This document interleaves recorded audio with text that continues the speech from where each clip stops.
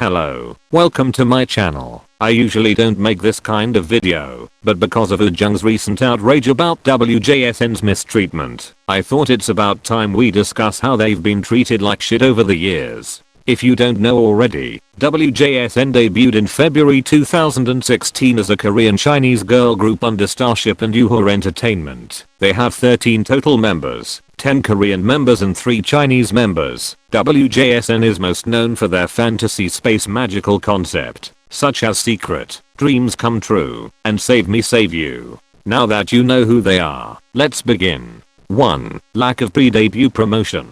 WJSN was the first girl group in K-pop history to have 12 members. For any new group before debut, especially one of such a large size, it is important to showcase their talent and skills to the world, to appeal to the Korean public, to build a strong and loyal fan base. However, SS and YH deprived them of these opportunities. Unlike their other label mates, WJSN did not have as much pre-debut exposure, although they did have some stuff like. But other than that, they did not showcase their talents and skills. No dance covers, no vocal covers, no special content to hype up this new group. Units were revealed in December 2015, but where were the unit videos? Where were the videos to get to know each member? With 12 girls, how can new fans even learn about each one individually? Not to mention, WJSN was bashed for being the female version of EXO. They were criticized for having so many members as well. SS and YH did nothing to protect them. They let the slander happen. They let their new group receive hate before their official debut, even though they did nothing wrong. SS and YH did not even give WJSN the chance to prove their worth, to prove just how talented and amazing they are. From the very start, we can already see how their labels had no idea what to do with them, and how to properly promote them, let alone how to challenge the critical haters that came for them. In particular, how they handled WJSN's debut is one of the reasons why I absolutely despise SS and YH.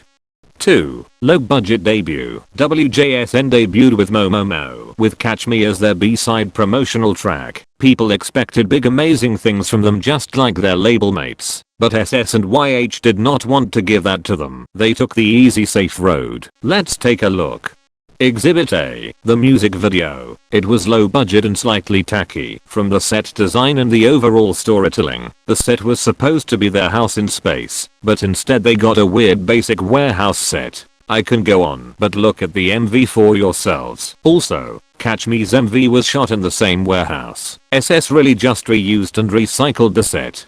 Exhibit B, the outfit styling. It gave them zero individuality. They were the same style, color, and pattern. All 12 members had different shades of brown hair, and the outfits did nothing to help differentiate them. I mean, it's cute to establish your brand and group name, but many people preferred Catch Me's individualized and cooler outfits. Exhibit C, the concept. People saw it as another cute concept that didn't stand out from the other cute concept girl groups at the time. People liked Catch Me's concept far more and wished it was their debut instead. WJSN actually prepared for a girl crush debut concept, but SS changed it for who knows why. Maybe because half the group were minors. Nonetheless, a 12-member girl group debuting with a girl crush concept would have been unprecedented and absolutely revolutionary. Exhibit D, the album photoshoot. They just put these girls in front of a white background and called it a day. It was low effort. They did not want to give the girls anything space related, even though they were literally the cosmic girls. In summary, their debut was low budget and rushed. They did a surface level space concept, instead of truly pushing the boundaries like Secret did. The cute concept overshadowed the complexities of their hard choreography. It did not represent what they prepared for, nor did it match their cosmic brand name and style. 3. Lack of cover projects. WJSN released some covers during debut era, but suddenly they stopped and never officially continued. Why? They were rising rookies and needed the promotion and exposure. If you don't showcase their talent, how can they gain fans? How can they dispel the comments that called some members talentless visuals or filler members, none of which are true? They consistently gained recognition for their BG and GG covers, but official dance practices were never posted. Vocal covers were rarely posted. Every single member of WJSN is super talented and unique, but for some reason SS doesn't think so. SS doesn't give them the support they need, they don't give them the opportunities they need, they just do not care for them. SS never gave them what they needed the most, and this was most detrimental to them in late 2017. 4. The 2017 hiatus.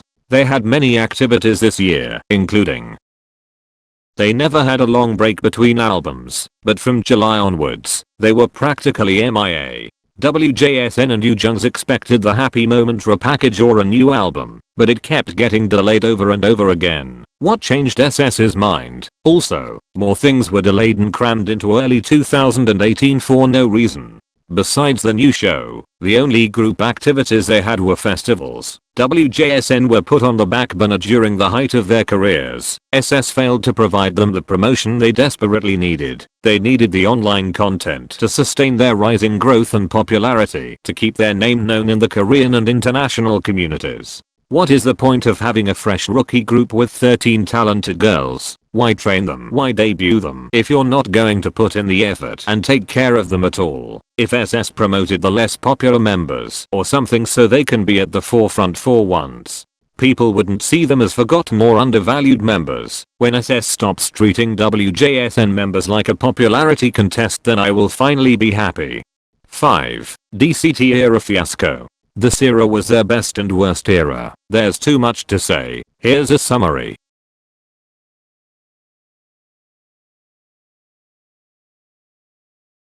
Overall, the girls looked exhausted mentally and physically. They were not in their best state. What happened here reminds me of As You Wish era. Since Save Me Save You, the girls were overworked and only given 4-month breaks. Those breaks were spent either promoting the albums or preparing for the next. As a result of their rushed comeback, Yeonjung and Yeoreum were injured. EXI got the flu. She also said they slowly got sick one after the other. Daewon went on hiatus after being diagnosed with anxiety. SS and YH were greedy. They did not and have not prioritized the girls' healths. They overworked them like crazy, which is not okay at all.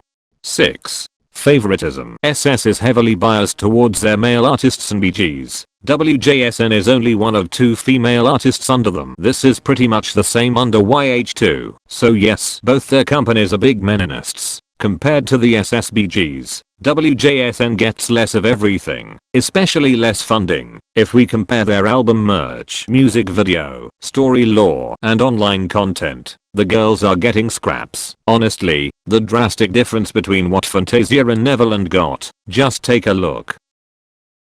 WJSN doesn't get consistent lore, genuine development, or any real depth to their Ujuverse, but that's another controversial story I won't get into right now. All that you need to know is the girls don't get the same comeback promotional treatment like their male label mates do, and that's not fair. Conclusions. As a fan since 2016, it hurts to see how horribly WJSN has been treated. There's so much more shit to say, but here are some other things that I didn't cover.